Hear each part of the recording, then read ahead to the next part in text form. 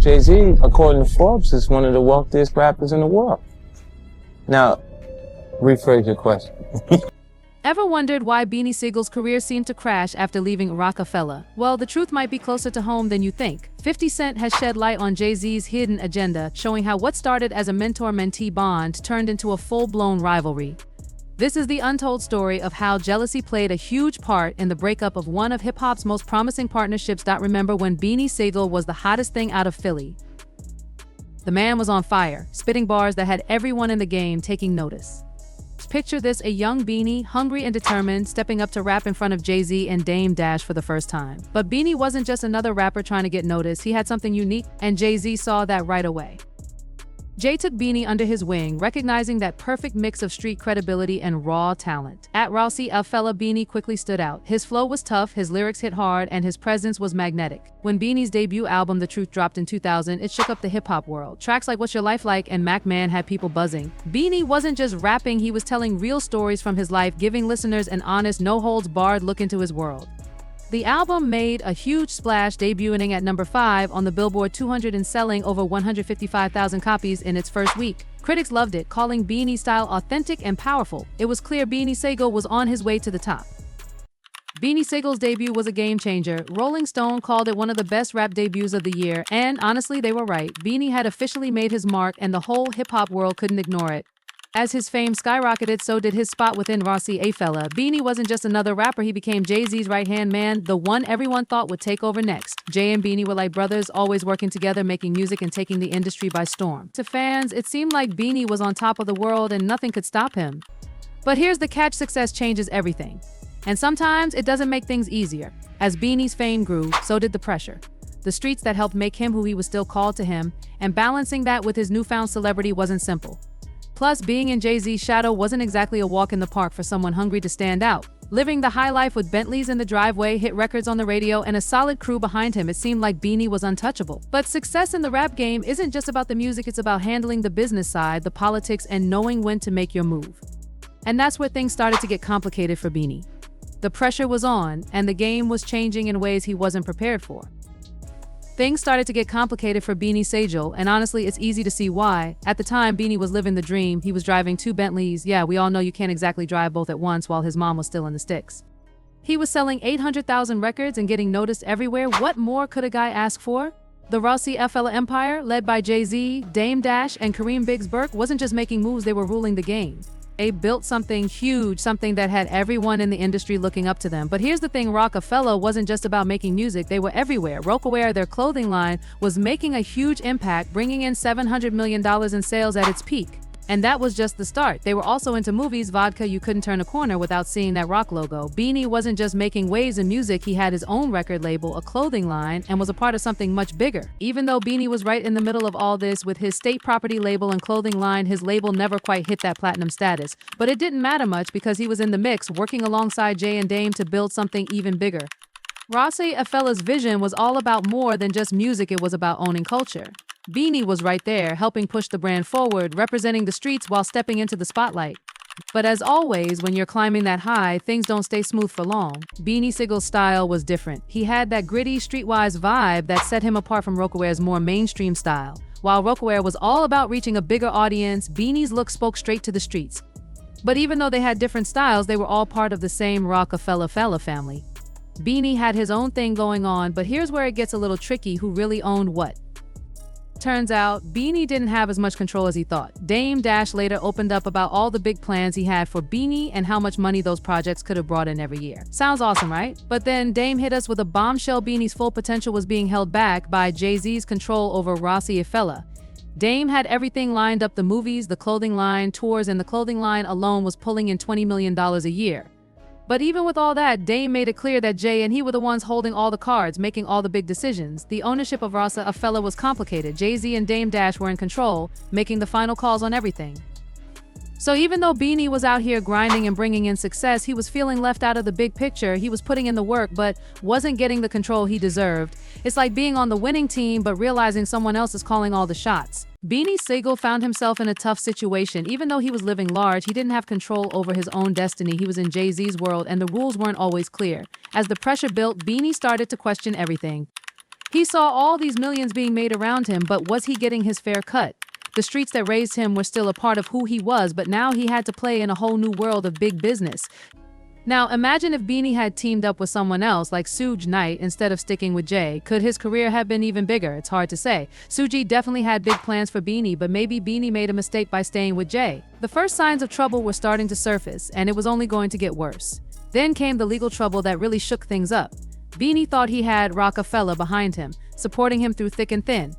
But sometimes your biggest ally can become your worst enemy. What went down in that courtroom would change everything. The cracks in the Rousey empire were becoming impossible to ignore, and Beanie found himself right in the middle of it all. The stakes were higher than ever, and the road ahead wasn't going to be easy.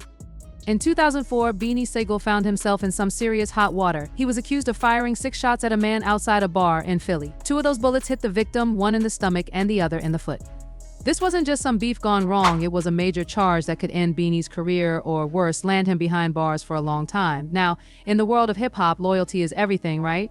So you'd expect Beanie's Rockefeller family, especially Jay-Z, to have his back. After all, Jay was the one who took Beanie in, made him a star. But when it came time for Jay to step up and prove that their bond was real, something unexpected happened. The judge asked Jay a simple question: would he be responsible for Beanie's whereabouts?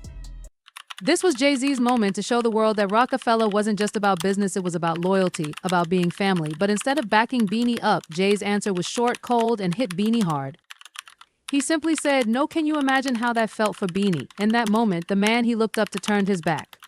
Picture this Beanie Sigel shackled in a courtroom, facing serious charges, and in the middle of it all, Jay-Z is asked a question: would you be responsible for Beanie? And Jay's response: a simple, cold no. Can you imagine how Beanie felt in that moment? Here he was, about to face major consequences, and the man who'd helped build his career, the one he looked up to, just turned his back on him when he needed him the most. It wasn't just about Jay not wanting to take responsibility for what Beanie had done. It felt like Jay was cutting ties completely, leaving Beanie to deal with the fallout alone.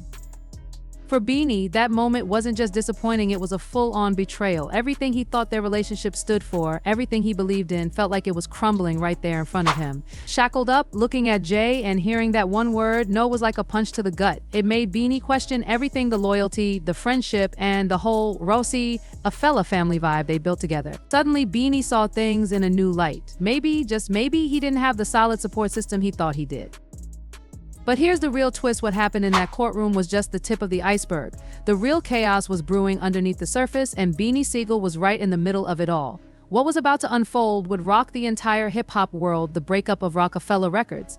Rockefeller was built on a strong brotherhood between Jay-Z and Dame Dash, but like any empire, it couldn't last forever. What once felt like a tight partnership started to fall apart.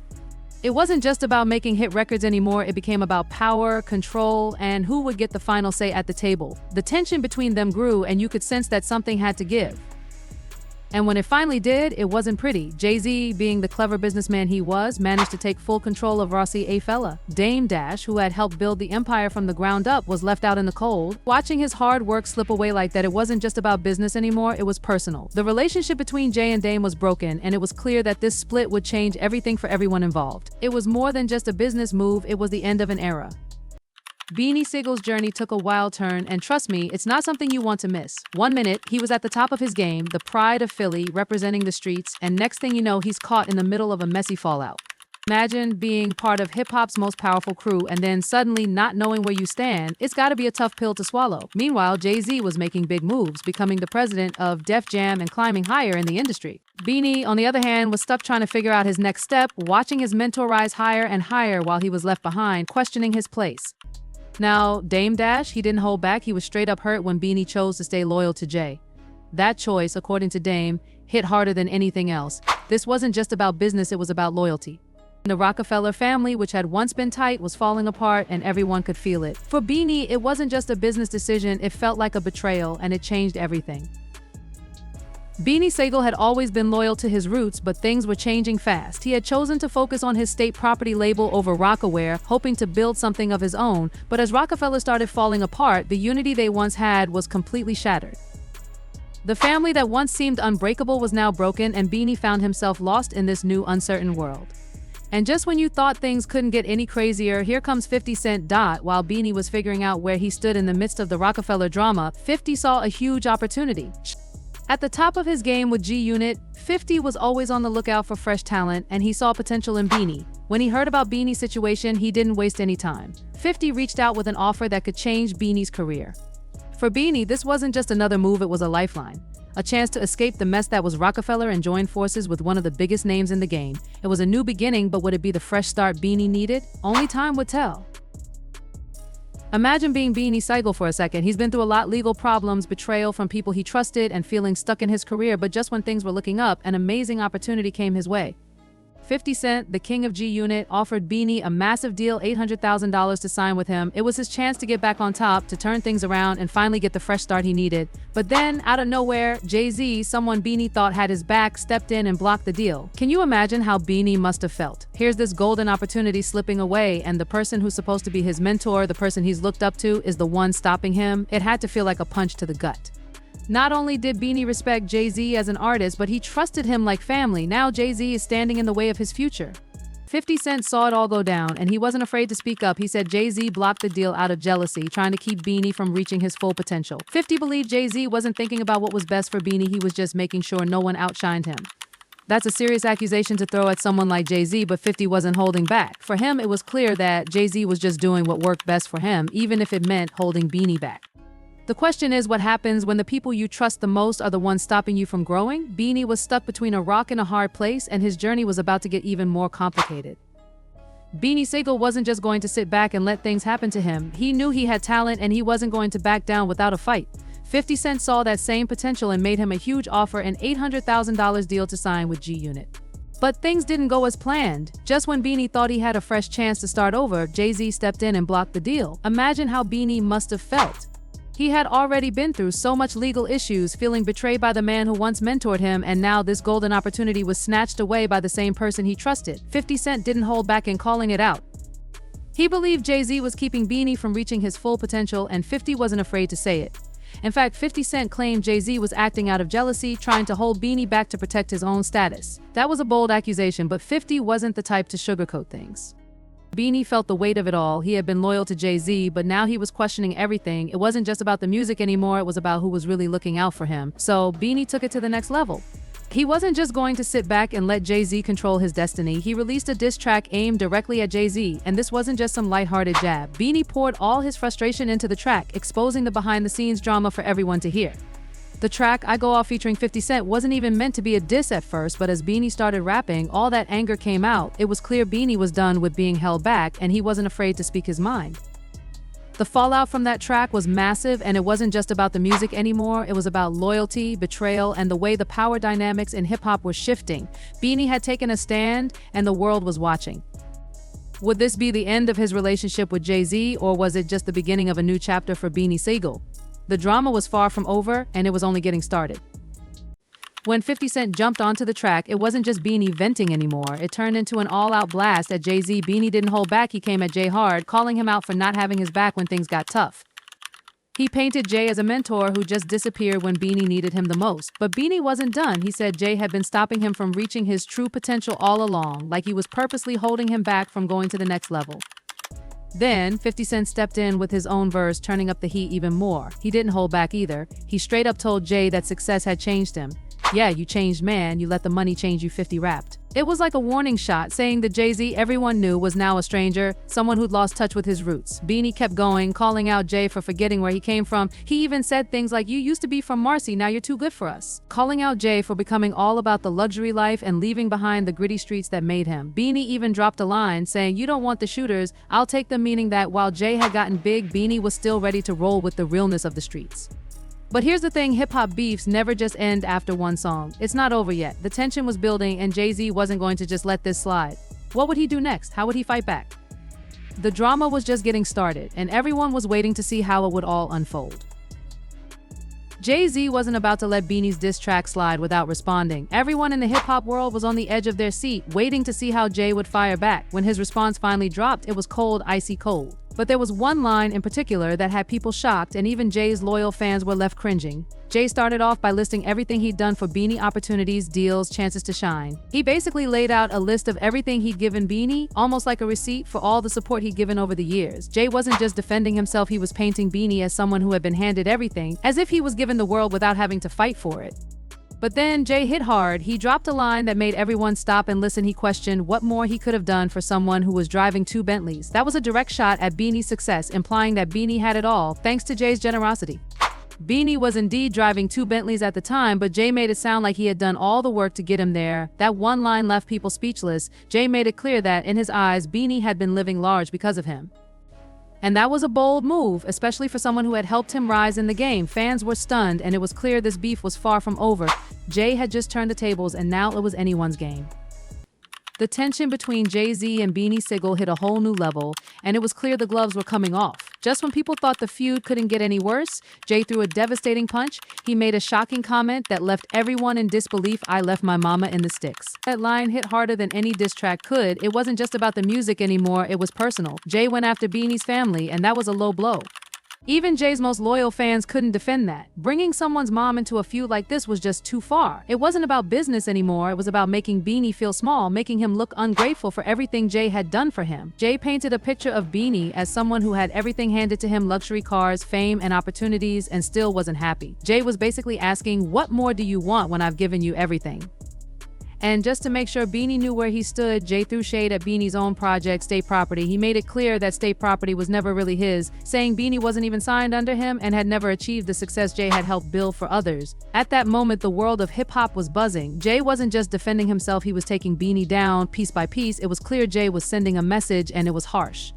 After the drama between Beanie Sigel and Jay-Z finally cooled down, it was clear that Beanie's career was left in ruins. The energy that came with his Rockefeller days was long gone, and no matter how hard he tried, it just felt like he couldn't get back to that level of success. On the other hand, Jay-Z's empire was growing stronger every day, unaffected by the drama. Beanie watched as his former mentor moved higher in the game, while he struggled to get a foothold again. But Beanie's problems didn't stop with his music career. The streets that helped him rise to fame were still pulling at him, but not in a positive way. He was constantly caught up in legal issues, spending more time in and out of prison than working on his music. It became a vicious cycle that made it hard for him to stay in the industry and keep his name relevant. Then came 2012, a year that brought more trouble. Beanie was charged with failing to file his taxes and pled guilty to 3 counts. The result: a 25-month prison sentence. It was a tough blow for his already struggling career. As the years went on, people began to question whether Jay-Z's influence really held Beanie back, or if Beanie was simply fighting his own personal battles. It was a complicated situation, and it seemed like the answers would never fully be clear. Let's take a moment to think about everything that went down between Beanie Sigel and Jay-Z. Was it just bad luck, poor choices, or the tough side of the music industry that made Beanie's career take a hit? Maybe it was all of those things, but here's the twist: even after all the drama, Beanie doesn't seem to be holding a grudge. He straight up says, "I don't hate Jay, that ain't what this is about, but damn dog, that's how you feel." Beanie's point? He feels like Jay owes him a real conversation. That's it, no hate, just closure. But here's the big question everyone's asking: could all of this have been avoided? Was Jay really the one to blame, not showing enough support when Beanie was dealing with legal issues? Or was Beanie just too impatient with his career, not giving things time to play out? We'll never really know, but this situation is a reminder of how messy things can get in the music business when loyalty and business mix. It's a hard game, and sometimes things go south fast. This story has everything: loyalty, betrayal, and the raw truth behind the music industry. So what do you think? Do you believe Jay was trying to hold Beanie back because of jealousy? Or was Beanie just pushing too hard and forgetting that in the music world, it's all about business, not personal? Maybe it's a mix of both. I want to know what you think. Drop your thoughts in the comments below. And while you're here, hit that like button, subscribe, and don't miss the next video popping up on your screen. Trust me, you won't want to miss it.